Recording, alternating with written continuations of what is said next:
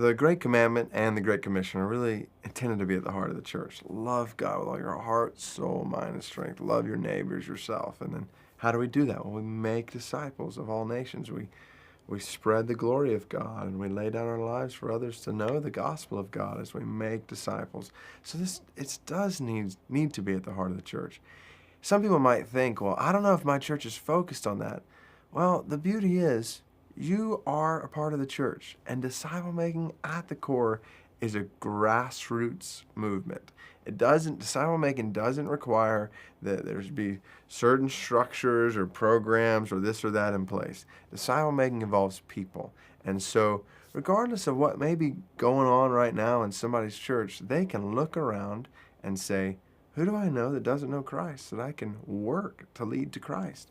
And who do I know that is a follower of Christ around me, that God has given me influence in their life, that I can help them become even more devoted and following after Christ. And as you begin to do that in a few people's lives and see a few people's lives transformed, and they begin to do that in others, they begin to do that in others, there's this groundswell that comes from that just begins to infuse the entire church. And so my encouragement would be not to think, okay, well, this has got to be in place in a church in order for us to really make disciples.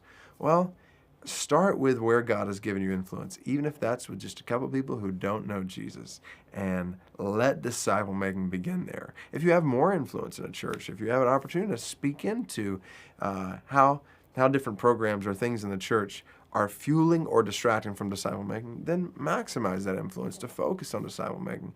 But regardless, the beauty of disciple making is anybody can do this, no matter, it doesn't require any certain position or place.